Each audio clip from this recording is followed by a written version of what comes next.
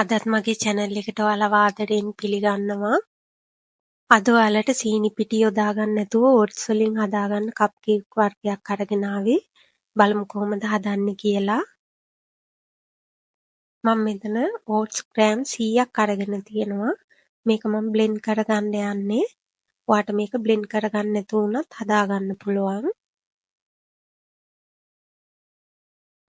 මම මේ ගානට තමයි blend කරගත්තේ. දැන් වෙනම භාජනයක් අරගෙන ඒකට හොඳින් ඉදුණු කෙසෙල් ගෙඩි දෙකක් එකතු කරගන්න. දැන් මේ කෙසෙල් ටික හොඳින් පොඩි කරගන්න. ඔයාට පෝක් කේක් ආධාරයෙන් උනත් මේක පොඩි කරගන්න පුළුවන්. කෙසෙල් ටික හොඳින් පොඩි වුණාට පස්සේ මම ඒකට මීපැණි මේස හැන්දක් එකතු කරගන්නවා.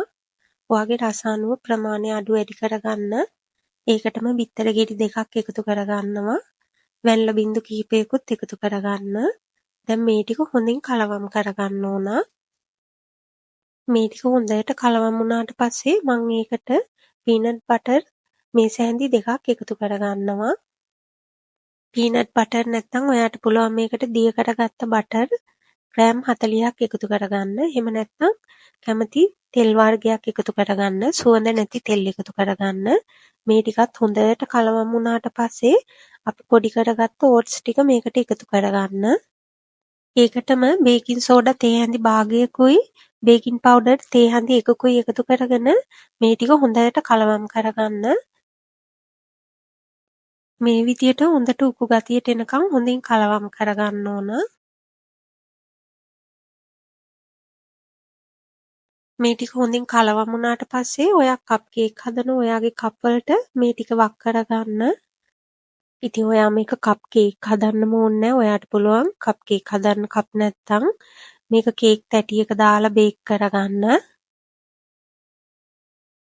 මේ ප්‍රමාණයෙන් මම කප් කේක් 7ක් හදාගත්තා. ඉතින් ඔයා සීනි පිටි කන්න කැමති නැති කෙනෙක් නම් මේ රෙසිපි එක try කරලා බලන්න.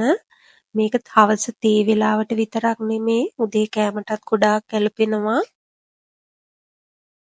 කප් වලට දාගත්තට පස්සේ ට්‍රේ එක මේ විදිහට පොඩ්ඩක් දෙතුන් පාරක් ටැප් කරගන්න. මම දැන් මේකට උඩින් චොකෝ චිප්ස් ටිකක් දාගන්නවා. මේක අනිවාර්ය නෑ. ඔයාට මේක මග අරින්න උනත් පුළුවන්.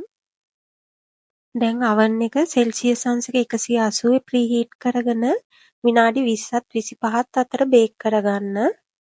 oven එකෙන් එළියට අරන් මේ විදිහට එකපාරක් ටැප් කරගන්න. මේක දැන් නිවෙන්න තියන්න.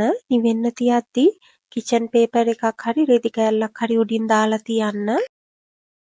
oven එකෙන් එළියට ගත්තත් හොඳින් බේක් වෙලාද කියලා බලලා ගන්න. oven එකකින් oven එකට වෙලාව වෙනස් වෙන නිසා. ඒ වගේම මේක නිවෙනකන් ඉන්න ඕනේ නැහැ. උණු වෙනුත් ගොඩාක් රසයි. ඉතින් මගේ රෙසිපි එක හොඳයි කියලා හිතනවා නම් කමෙන්ට් එකක් දාන්නත් අමතක කරන්න එපා. ආයෙත් හමු වෙනකන් සුබ දවසක් ඔයාලා හැමෝටම.